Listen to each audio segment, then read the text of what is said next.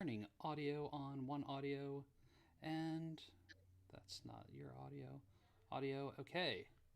Um, Hello, everybody, and welcome to the Network Chatter. It's the bi weekly show dedicated to talking with folks who have contributed in some way to the Vast Grimm universe. If you're not familiar, Vast Grimm is the first RPG published by Infinite Black. It's a brutal sci fi horror setting where each member of your legion is trying not only to survive, but possibly to save what's left of humanity. It's compatible with Merkborg and uses their third party license. You can find out more about it at vastgrim.com. And the Pledge Manager is still open on GameFound. I'm Brian Colin, the host, and I'm also the creative lead of Vast Grimm. I'm very lucky because tonight I have two of my friends as guests, Dave and Doug from Nerdarchy. Nerdarchy wrote an installment called Judgment of the Six for our Volatile Verse anthology series that was part of our GameFound campaign. Welcome, guys, and thank you for joining us. Thanks for having us on. Yeah, thanks for having us on. And it's I'm playing in your Vast Grimm game currently, which is a blast, and we had a lot of fun working on that project too. Oh Awesome. yeah, thank you. So before I could go and say lots of good things about the both of you and say what you do, but I think it would be much better coming out of your mouths. Do you want to take the lead, Dave, and then Doug, you can tell a little bit about what you do as well? Sure. I'm the co-founder of Nerdarchy. We are a multi-platform RPG nerdy, I don't know, thing. We talk about D&D and other RPGs, mostly D&D. Mm-hmm. And we even make some products and stuff as well. Yeah. Yeah, I mean, we just got a whole big Nerdarchy brand umbrella and we like to call everything Nerdarchy so it's Nerdarchy the YouTube channel, and we got a website and a big Facebook page where people are always talking about stuff, and we actually have two YouTube channels, Nerdarchy Live, where we put long form content like this and gameplays, and then the main channel where we just talk about RPGs and D&D and whatever other cool fun stuff comes up. We have yet to achieve our true one purpose and goal, and that is create Nerdarchy the Flamethrower. Yes, that's on the bucket list. Did you say Nerdarchy the Flamethrower? Yeah. Yes, awesome. We did. Perfect. I think if anything, that has to be in a game. Breakfast cereal. Yes. Yeah.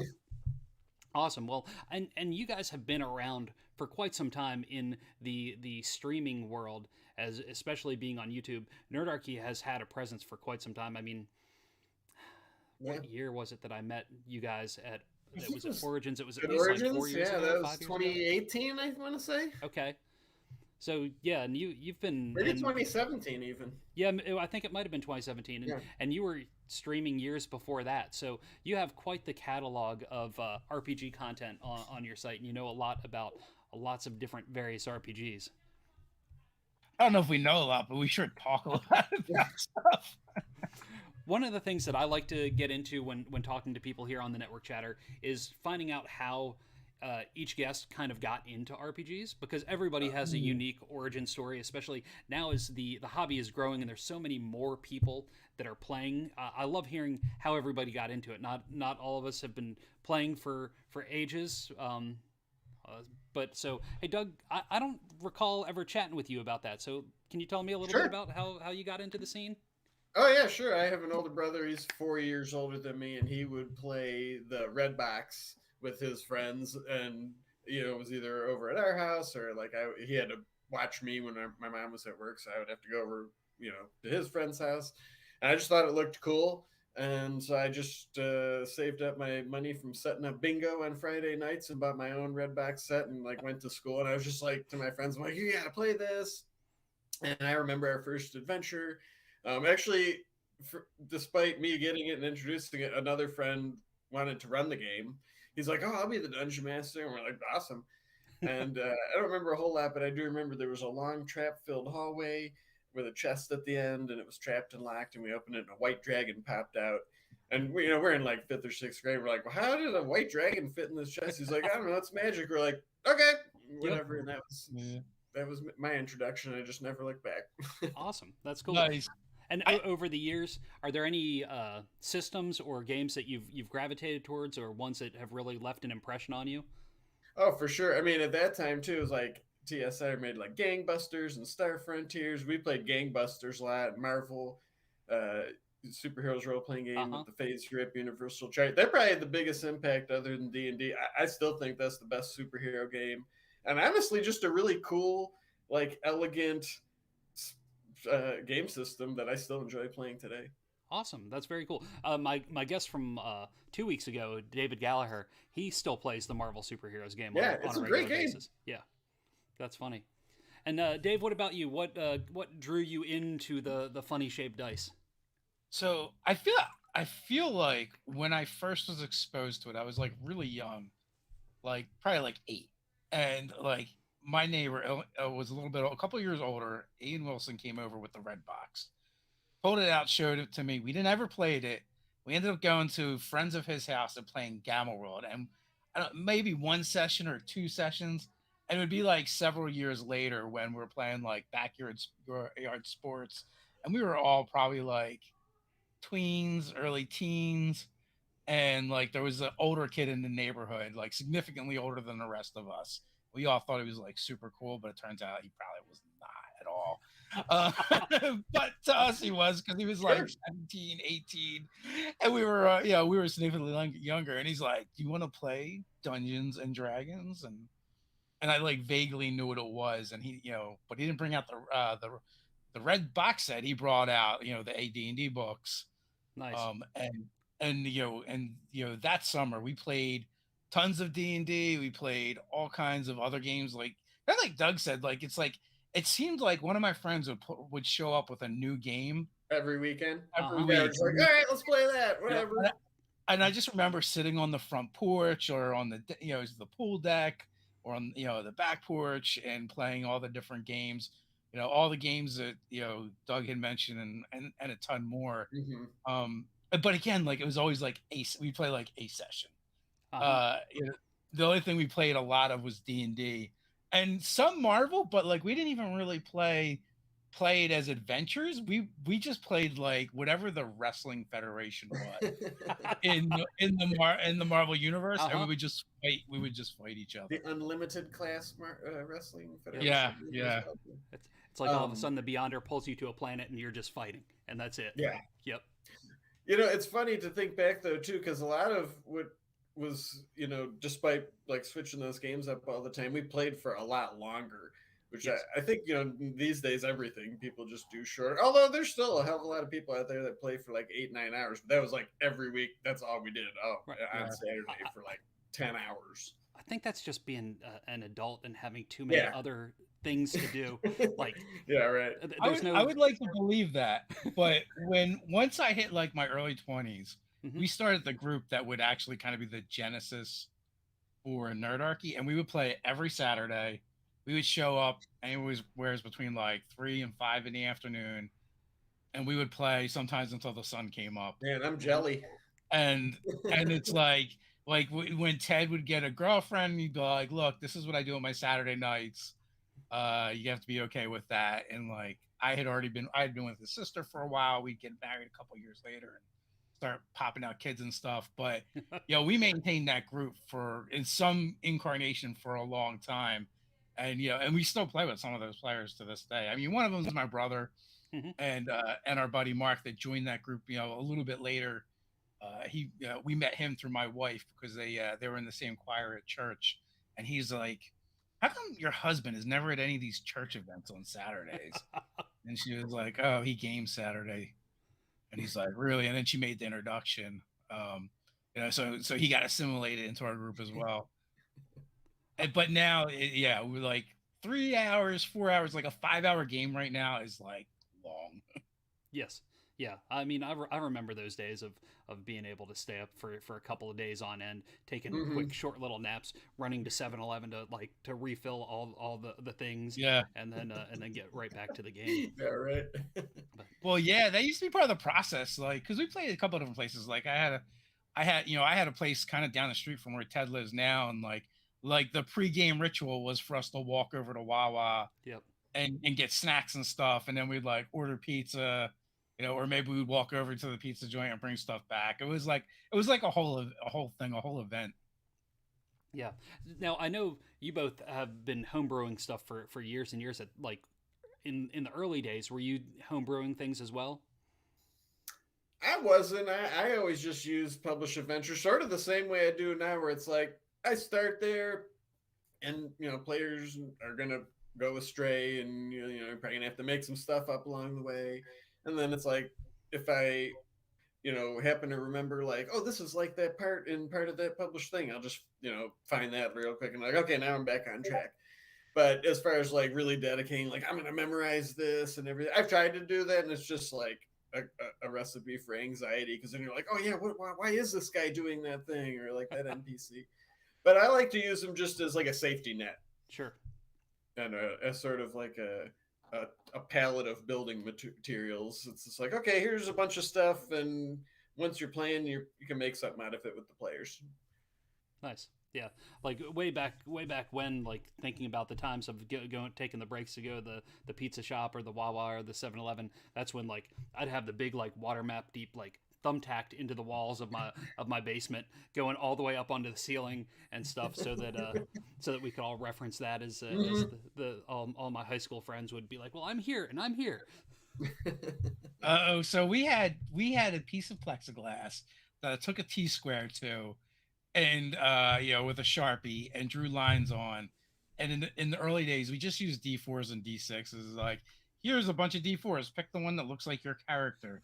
Uh, and then D6s were nice because like you could get them in a bunch of different sizes. Mm-hmm. So you had the bigger ones for big monsters, the regular medium sized ones for your for humanoid size, and even small D6s for tiny monsters. And really, like before that, we were all like theater of the mind, but back in those days, like the game was a lot less narrative, and it was there was more game in RPG than RP. So the GMs tended to be a little bit more antagonistic towards the players, and we had just one GM would be like, the ogre attacks the mage, and we're like, how's he attacking the mage? He's all the way in the back, right? And and from there, like Takes big the grid was strides. born. Yep. Yeah, the grid was born, and then like we stepped up our terrain game one year. No trick or treaters showed up, and we had gotten all the mini Kit Kats, like just the 2 bars, Mm-hmm. and they became our walls for our dungeon rooms. That's crazy. I can't imagine using those as I can't imagine using those as the walls, but I would imagine my friends just kind of like the dungeon slowly deteriorating over the course of the Yeah, adventure. yeah, yeah. Well, Hey, what happened to that secret room? a little bit of that did happen, but also then we get a player that was new to the game to our group, and he'd be like, "Oh, Kit Kat's gonna have one." And we're like, "I don't care, sure," but they're like 5 years old, and no one would say anything because we were jerks back then. Of course. Yeah, it was like a rite of passage. Yeah, yeah, no one would say anything. We just watch as Then they years bit into later, it, and you just saw their face. then years later, that person could laugh when a new gamer eats a 10-year-old Kit Kat. Yeah. So thinking about that and then how that's influenced your gaming now, um, Doug, I thought I had heard that you did a lot of like Spelljammer or Oh yeah. is so I remember playing that just a little bit, or at least like having a few of the books. Maybe it was the second edition Mm-hmm. Spelljammer, some of the Spelljammer stuff. Do you still play a lot of that now? Yeah, I mean, I just like the sort of vibe of it, like, and it's funny, back in the day, and even now, I don't really get too much into the noodly rules. And when you're a kid, it's like I didn't even understand, a lot of that stuff. You're like, yeah, whatever. But looking back at those rules now, I mean, it was very complex calculation for like how big the bubble of air around the ship, like how many days it could go of air, before it would run out. But I just got into the vibe of it, like it's just a gonzo fantasy in space, and all the art had like sort of threw put things on their head, like it'd be like a scene of a tavern, and there's like a beholder sitting in the booth and stuff. You know what I mean? Just that vibe of like, look, they're all just aliens basically, but like and the vibe of just like the ships being like actual ships just floating through space. So Mm-hmm. even the campaign I just ran over on our live channel that we play on Tuesday nights was sort of a Spelljammer inspired game. Awesome. That's very cool. It looked like something was wrong. Maybe I thought there was a technical problem there. There was something. Oh. I was gonna quit out of Discord because I kept hearing noises, and for some reason it made the screen gray. So so then I was like, I just close that. like, oh wait a minute, I don't want to close the wrong. Right. In No there. curses. So, I cast darkness. so thinking about Spelljammer and that sort of stuff, because Vast Grimm is space sci-fi horror. Did that influence anything that you contributed to the adventure that you guys did for the Volatile Verse? Well, I tend to be a little more of a silly, lighthearted DM, so I had to kind of adjust my mindset for that. But honestly, Dave took the large lead on this, and I like when he just, we all were like, yeah, let's work on this, and he did just knocked it out of the cosmos. Mm-hmm. So when I was like reading through it and just brushing, I'm like, this is just awesome. I honestly just had a joy reading through it myself as a gamer, thinking like I would totally want to play or run this scenario myself. Awesome. Yeah. So, but actually, although to answer your question, though, I guess the big, like, humongous, like, unbelievably sized monster that we sort of like glammed onto, we're like, yeah, this thing's cool. Kind of, I thought was really neat and fun to like just conceptualize of like, wow, this is a really fun sounding scenario. Awesome. So anybody that's watching now, there may be a couple little minor spoilers about the adventure that is going to come out. So if you don't want to listen, you can plug your ears now. But we're not going to go super deep into it because I don't want to give too much away. But one of the things that I really like, Dave, that you came up with was the idea of kind of mashing the two of the classes with the Devout and the Manchine together, and having kind of a mashup of those. And I thought that was really fun. Yeah, I mean, they just kind of they kind of like spoke to me. I mean, the Manchine are just basically these cyborgs, which is really really cool. A cool class, and the Devout just suck. I've had a bad experience with those in the game. But I wanted to try and like tap into the lore a little bit, and also be inspired by pop culture that I enjoyed. Mm-hmm. And like I love ripping that stuff off and putting it in a way that I like to try and put it in a way that like I want the players to figure it out. It's like I'm not trying to hide what I did. Yes. I like to make it really obvious. So like the process for us, we got together, we talked about it. We threw out some ideas between the three of us, and then like I kind of had a solid idea what I wanted to do. So I just kind of banged that out. Also, we had a bunch of projects at that time, so it was like someone needs to do this now and get this off the plate. And Ted came back in and did some finished up some details, and there's a ship kind of like graveyard in there as well that he kind of worked on. And then Ted makes everything, or not Ted, but Doug makes everything we write readable humans. He's our editor. So amongst other things. It was just a lot of fun to work on because we all really just love the game though too. Like, the style, but also from playing it too. Grimdark sort of thing isn't my first go-to, but there's something fun about the vibe of Vast Grimm that is fun to play because it's like, the characters know that like their time is limited, right? Too. So as a player, kind of gives you that freedom where you're like, everybody in the game world knows things suck so bad, so it kind of gives you like a freedom to just try whatever and do whatever as a DM and a player. And it's like if your character gets killed, they were probably going to anyway, so you can kind of like be a little more free to try crazy things because you're like, at least I went out doing something really extraordinary. And you can quickly generate a new character if you do happen to go out that way. Mm-hmm. I love the character generator, by the way. Oh, thanks. The game Vast Grimm is just kind of gonzo anyway, and a little over the top. So like while it is kind of dark, Grimm is right in the name, and it is horror, but I feel like there's like some spaghetti elements to it a little bit. It's like black comedy. I kind of get. vibe from it. Or it just might be the groups you're running for. True. Yeah, totally. Yeah, and I mean, Dave, you've played a lot with me now. I mean, with the live, with the actual play stream that we're doing, and then also the one on the one that we did on Tony's channel. So I mean, and when I run it, I tend to run it more goofy and grotesque. And then the groups that seem to gravitate that play in that tend to lean a little more comedic anyway.